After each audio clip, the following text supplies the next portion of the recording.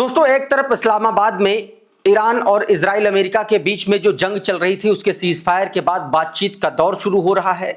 दूसरी तरफ इजराइल जो है वो लगातार लेबनान में हमले कर रहा है। एक और हमला सीज फायर के बाद, डोनाल्ड ट्रंप की उस फोन कॉल के बाद, जिसके बारे में ये कहा गया, ये बोला गया कि फौरन इजराइल को फोन करो और उससे बोलो कि जो लेबनान पर हमले हो रहे हैं फौरन बंद करे, वरना ईरान इस टॉक में हिस्सा नहीं लेगा। और उस फोन करने के बाद भी इजराइल ने लेबनान पर हमला किया और जवाब में लेबनान ने, माफ कीजिएगा, हिजबुल्लाह ने अशदोद से लेकर के तेल अवीव तक कई बार कई रॉकेट से हमले किए हैं। इन तमाम सारी खबरों के बारे में हम इस वीडियो में जानेंगे और समझेंगे। इसके अलावा बेंजामिन नेतन्याहू और उसकी पत्नी सारा नेतन्याहू दोनों बुरी तरीके से बौखलाए हैं। हालात ये हो चले हैं कि सारा नेतन्याहू अपने कर्मचारियों के साथ मारपीट पर उतारू हो चुकी हैं। दूसरी तरफ बेंजामिन नेतन्याहू के खिलाफ देश में इमरजेंसी हटते ही करप्शन केस चालू होने की बात सामने आ रही है और संडे को एक बार फिर से उसमें सुनवाई है। ये वही केस है जिसमें कैंसेट में जाकर के, जिसको लेकर के कैंसेट में जाकर के डोनाल्ड ट्रंप ने इस बात की अपील की थी कि नेतन्याहू पर से केस हटा लिए जाएं, लेकिन उस पर जो करप्शन के केस हैं वो लगातार चल रहे हैं। दूसरी तरफ इजराइल के भीतर नेतन्याहू को लेकर के बड़ा विरोध फूट पड़ा है। बहुत सारी खबरें हैं, सब कुछ बताने जा रहा हूं, लेकिन शुरुआत इस तस्वीर से करेंगे। ये तस्वीर जो आप देख रहे हैं, आप अपनी स्क्रीन पर, ड्रॉप साइट ने अपने ट्विटर हैंडल से ये तस्वीर जारी की है। बताया गया कि सदर्न लेबनान में ये रेजिडेंशियल एरिया में ये बीती रात जो इजराइल की तरफ से, आईडीएफ की तरफ से हमला किया गया, उससे जुड़ी तस्वीर है। ड्रॉप साइट का ये ट्वीट जो बता रहा है कि अल जजीरा ने इस खबर को रिपोर्ट किया है that Israeli army earlier tonight bombed a residential neighbourhood in the town of Aita al Shaab in southern Lebanon. Aita in शाब southern Lebanon का जो इलाका है, जो कस्बा है, वहां पर इजराइल ने हमला किया और ये रेजिडेंशियल इलाका था जहां पर हमला किया गया है। इस तस्वीर में आप साफ देख पा रहे होंगे कि किस तरीके से इसमें आग उठ रही है, यानी कि ये डायरेक्ट हिट भी हुआ है और इससे नुकसान की भी संभावना जताई जा रही है। दूसरी तरफ इसी हमले के जवाब में हिजबुल्लाह ने पूरे इजराइल में फिर से रॉकेट दागे हैं। ये एक तस्वीर देखिए जरा, ये अशदोद में जो रॉकेट दागा गया लेबनान की तरफ से, हिजबुल्लाह की तरफ से, ये उसकी तस्वीरें हैं। बताया गया कि लॉन्ग रेंज रॉकेट जो है दागे हैं। ये तेल अवीव और पैक्टिन अशदोद दोनों जगहों पर रॉकेट दागे हैं रात भर। ये उनकी तस्वीरें हैं। मेगाटन ने ये वीडियो अपने ट्विटर हैंडल से जारी किया और बताया कि Hezbollah begins using long range rocket missile over the Tel Aviv and the Pact in Ashdod। बताया गया कि तेल अवीव और अशदोद इलाके में हिजबुल्लाह ने लॉन्ग रेंज रॉकेट जो है, लंबी दूरी वाले जो रॉकेट हैं, उनको दागना शुरू कर दिया है। ये खबर, ये बात इसमें निकल के सामने आ रही है। तेल अवीव और अशदोद के ऊपर ये रॉकेट दागे गए हैं। एक और वीडियो देखिए, ये तेल अवीव पर हमले के बाद जो उसका असर हुआ है, हिजबुल्लाह ने जो रॉकेट दागे हैं उसकी ये तस्वीरें हैं। बड़ा हमला किया है, बताया जा रहा है कि काफ़ी नुकसान हुआ है, डायरेक्ट हिट हुआ है। ये उसकी तस्वीरें जो आप अपनी स्क्रीन पर देख रहे हैं। देखिए कितना ज़बरदस्त नुकसान हुआ है। सारा का सारा जो इमारतों का मलबा था वो सड़कों पर आकर के गिरा है। कुछ जो सड़क के किनारे खड़ी जो गाड़ियां हैं, जो कारें हैं, उनके ऊपर गिरा है, वो भी क्षतिग्रस्त हुई हैं। और राहत और बचाव कर्मी जो हैं, उनके व्हीकल जो है वो खड़े हुए हैं इसका, और आग अभी भी लगी हुई है। ये इसका मतलब ये है कि ये तुरंत बाद की तस्वीर है जब उसने हमला किया। एक और ये तस्वीर देखिए, ये हाइफा पर हमले की बात कही जा रही है। हाइफा पर हमला किया रात में। ये देखिए आसमान में जो रॉकेट दागे गए हैं हिजबुल्लाह की तरफ से सदर्न लेबनान से, ये उसकी तस्वीरें। और ये एक इजरायली ट्विटर हैंडल है, उसके जरिए ही इस बात का दावा किया गया है इस वीडियो को जारी करते हुए। दोस्तों, इस बीच एक और बड़ा झटका बेंजामिन नेतन्याहू, उसके अफसरों और पूर्व अफसरों को लगा है। दावा यह किया गया कि ईरान समर्थित जो हैकिंग ग्रुप है हंडाला, उसने एक बार फिर से जो इजराइल के पूर्व आर्मी चीफ हैं उनको निशाना बनाया और उनके जो प्राइवेट वीडियोस हैं, जो उनके बहुत सेंसिटिव डेटा है, उन सबको लीक कर दिया है। ये आज तक की खबर है। देखिए इसमें क्या बताया गया कि इजराइल की सुरक्षा और खुफिया तंत्र को लेकर के एक चौंकाने वाला मामला सामने आया है। ईरान से जुड़े हैकर ग्रुप ने दावा किया है कि उसने इजराइल डिफेंस फोर्स यानी कि आईडीएफ के पूर्व चीफ ऑफ स्टाफ हेरजी हवेली के फोन को हैक कर लिया और उसने बड़ी मात्रा में सीक्रेट डेटा हासिल किया। हैकर ग्रुप हंदाला ने अपनी वेबसाइट पर दावा किया है कि कई सालों तक हवेली के सिस्टम में चुपचाप और अदृश्य तरीके से मौजूद था। इस दौरान उसने 19,000 से ज्यादा संवेदनशील फोटोज और वीडियोज इकट्ठा किए हैं, जो अब धीरे धीरे सार्वजनिक किए जा रहे हैं। ग्रुप के मुताबिक इन लीक फाइलों में इजराइल की टॉप सीक्रेट सैन्य सुविधाओं, कमांड सेंटर, संकट प्रबंधन कक्षों और रणनीतिक नक्शों की से जुड़ी जानकारी शामिल है। यानी कि ये एक तरीके से इजराइल की जो गर्दन है वो हंडाला के हाथ में आ चुकी है और सारी लोकेशन, सारी तैयारी, सारी प्रिपरेशन सब कुछ उसको पता है। और ना सिर्फ पता है बल्कि तस्वीरों में और तमाम सारे ऑडियोज में और वीडियोज में दर्ज है, ये भी बताया गया। इस बीच जहां एक तरफ इस्लामाबाद में सीज फायर के बाद शांति को लेकर के बातचीत का दौर चल रहा है, दूसरी तरफ ईरान ने यह साफ कर दिया है कि स्ट्रेट ऑफ हॉर्मुज जो है वो अब एक तरीके से अपने सबसे बड़े हथियार के तौर पर वो इस्तेमाल करेगा। ये एक तस्वीर है, ये लाइव ट्रैकर है स्ट्रेट ऑफ हॉर्मुज का, उसका स्क्रीन रिकॉर्डिंग है। आप साफ तौर पर ये देख पा रहे हैं कि स्ट्रेट ऑफ हॉर्मुज के आसपास अभी भी जो गतिविधियां हैं, जो वेसल्स हैं, जो ऑयल टैंकर्स हैं, उनकी गतिविधियां बहुत कम है या ना के बराबर हैं।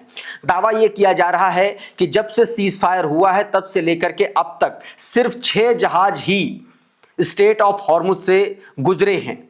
यानी कि इसका एक और मतलब है, मैंने आपको रात इससे पहले के वीडियो में भी बताया था कि किस तरीके से स्ट्रेट ऑफ हॉर्मुज को वो एक वेपन की तरह के नए तरीके के परमाणु बम की तरह इस्तेमाल कर रहा है ईरान, और वो उसको लेकर के ईरान ने एक कानून भी अपनी पार्लियामेंट में पास किया। उससे जुड़ी मैं अभी खबर आगे बताऊंगा, लेकिन ये जरा मधुरेंद्र का ट्वीट देखिए।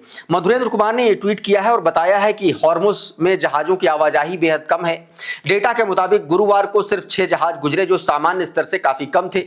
इसमें शामिल थे 2 तेल केमिकल और एलएनजी टैंकर, 3 कार्गो जहाज और 1 बंकरिंग टैंकर।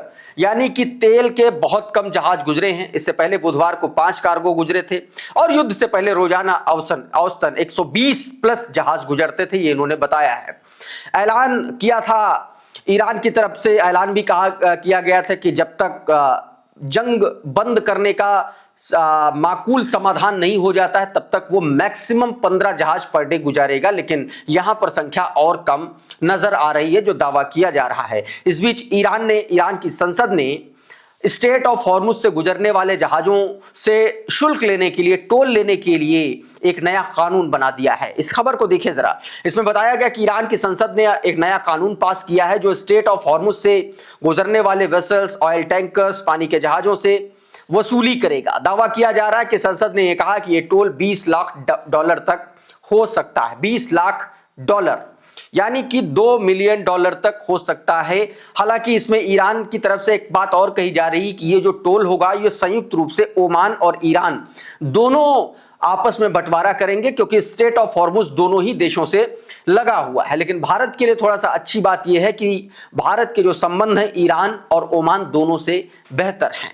इस बीच लेबनान में जो हमला इजराइल ने किया था और जिसमें बताया था कि उसने 10 मिनट के भीतर लेबनान के अलग अलग 100 ठिकानों पर उसने जबरदस्त तरीके से कारपेट बॉम्बिंग की थी, उसमें एक बड़ा चौंकाने वाला खुलासा सामने आया है। ये अल जजीरा का ये वीडियो देखिए। इसमें बताया जा रहा है कि 1530 लोग जो है वो मारे जाने की खबर है और इसके अलावा बताया गया कि 4812 लोग इसमें घायल हुए हैं, जिसमें से 130 बच्चे शामिल हैं। अल जजीरा के द्वारा जारी किया गया ये वीडियो और ये ट्वीट आपकी स्क्रीन पर बताया गया कि at least 1530 peoples have been killed and 4812 injured in Israeli attack on Lebanon.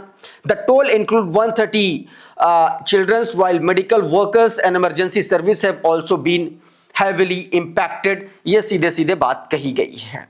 दूसरी तरफ जो बातचीत चल रही है दोस्तों पाकिस्तान में बातचीत से पहले पाकिस्तान के तमाम सारे जो ट्विटर हैंडल्स हैं, जो सोशल मीडिया प्लेटफॉर्म इन्फ्लुएंसर्स हैं, वो लगातार अपनी पीठ थपथपाने में लगे हुए हैं। पाकिस्तान ने ऐसा दावा किया जा रहा है, ये तस्वीर देखिए, ऐसा दावा किया जा रहा है कि ईरान के प्रतिनिधियों को लाने के लिए उसने बाकायदा अपने प्लेन को एस्कॉर्ट करने के लिए भेजा था और ये उसका वीडियो बताया जा रहा है। आपकी स्क्रीन पर ये वीडियो है, देखिए जरा इसमें क्या बताया गया। आपकी स्क्रीन पर बताया गया कि पाकिस्तानी लड़ाकू विमानों ने ईरान के बंदर अब्बास के ऊपर एक सुरक्षात्मक कवच स्थापित किया ताकि ईरानी प्रतिनिधिमंडल सुरक्षित रूप से पाकिस्तान तक एस्कॉर्ट किया जा सके। पाकिस्तानी वायुसेना ने ईरान और फारस की खाड़ी के ऊपर प्रोटेक्टिव शील्ड तैनात की।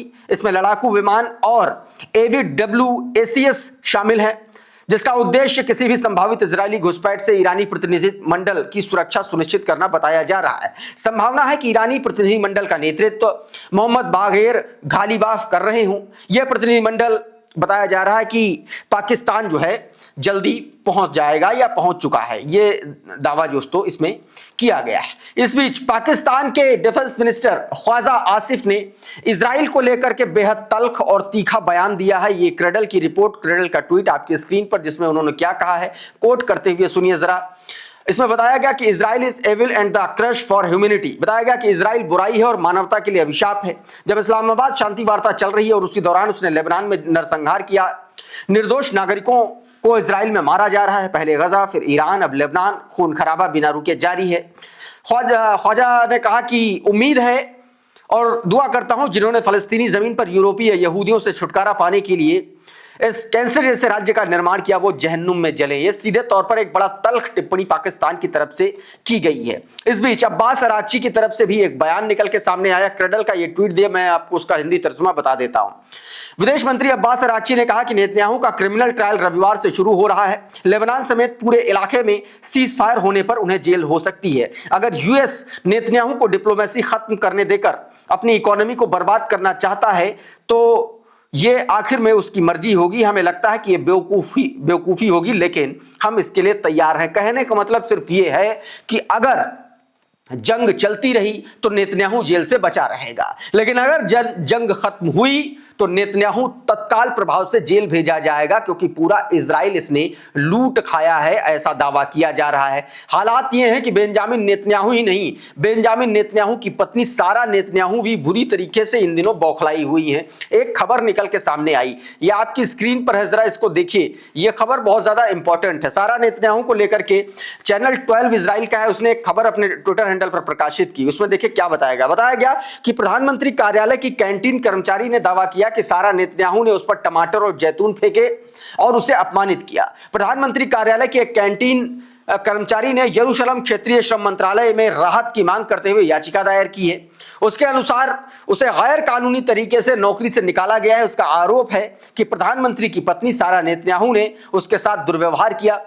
अपनी अपील में कर्मचारी ने एक घटना का जिक्र किया जिसमें उसने प्रधानमंत्री और उनकी पत्नी को नाश्ता परोसने के बाद कथित तौर पर सारा नेतन्याहू ने उसे जैतून और टमाटर फेंके। सारा नेतन्याहू की ओर से जारी बयान में कहा गया कि ये आरोप झूठे हैं। मतलब बौखलाए हुए हैं दोनों के दोनों। ये कम से कम इन खबरों से निकल के सामने आ रहा है। दूसरी तरफ याइर लैपिड जो है, जो एक तरीके से अपोजिशन लीडर है, वे बेंजामिन नेतन्याहू को लेकर के लगातार वो कटघरे में खड़ा कर रहे हैं। उन्होंने एक लंबा चौड़ा ट्वीट फिर से किया।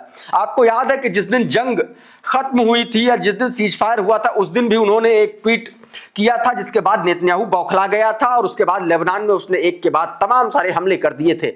और अब एक बार फिर से उन्होंने ट्वीट किया है। ये स्क्रीन पर देखिए क्या बताया गया। बताया गया कि नाकामी का जनक, नेतन्याहू को नाकामी का एक तरीके से जनक बताया गया। उन्होंने कहा कि नेतन्याहू इस बात से बौखला गए हैं कि उन्होंने मतलब इजरायली जनता को यह कहा कि नेतन्याहू युद्ध में असफल रहे हैं। अब सीधे तौर पर उन्होंने कई पॉइंट्स बताए। नेतन्याहू शासन गिराने में विफल रहा है, नेतन्याहू परमाणु कार्यक्रम को खत्म करने में विफल रहा, नेतन्याहू बैलिस्टिक मिसाइल कार्यक्रम को समाप्त करने में विफल रहा है। ये वही युद्ध के उद्देश्य थे जिन्हें उन्होंने खुद परिभाषित किया। सेना ने शानदार काम किया, तो फिर क्यों असफल रहे? इसके कारण क्या थे? बताया इसके कारण था सऊदी अरब यूएई को हमारे साथ लड़ने के लिए शामिल नहीं किया। उन्होंने अमेरिका में राजनीतिक और मीडिया समर्थन जुटाने के अहम मोर्चे पर पूरी तरीके से विफलता दिखाई। युद्ध के बाद के दिन के लिए भी क्षेत्रीय शिखर सम्मेलन का प्रस्ताव नहीं रखा। North Atlantic Treaty Organization NATO को प्रभावित करने की कोशिश तक नहीं की, हॉर्मुज जलडमरू मध्य बंद किए जाने के खतरे का सही आकलन नहीं किया और उन्होंने अमेरिकियों के साथ विश्वसनीयता के मुद्दों पर असफलता जताई। लंबा चौड़ा एक ट्वीट किया और सारी की सारी नाकामियां जो हैं वो गिना दी हैं दोस्तों, और ये इस ट्वीट में आप साफ तौर पर देख सकते हैं। इस बीच ईरान के लिए एक और बड़ी कूटनीतिक सफलता मानी जा रही है। यह खबर देखिए, स्पेन ने कहा है कि वो तेहरान में अपना दूतावास फिर से खोलेगा। ईरान के जो माफ कीजिएगा, स्पेन के जो विदेश मंत्री हैं जोस मैनुअल अल्वारेस, उन्होंने इस बयान को इसको लेकर के कहा है कि स्पेन अपने तेहरान स्थित दूतावास को फिर से खोलेगा। ये उन्होंने साफ तौर पर ऐलान कर दिया। कुल मिलाकर के इस पूरी जंग में सबसे ज्यादा अगर बुरी तरीके से कोई फंसा है और बिलबिलाया हुआ है तो वो बेंजामिन नेतन्याहू है, और इसीलिए यह कहा जा रहा है कि ये सीज फायर बहुत मुश्किल है कि ये टिक पाए। इस वीडियो में इतना ही। बहुत बहुत शुक्रिया, बहुत बहुत धन्यवाद। आप जुड़े रहिए आपके अपने चैनल द लाइव टीवी के साथ। नमस्कार।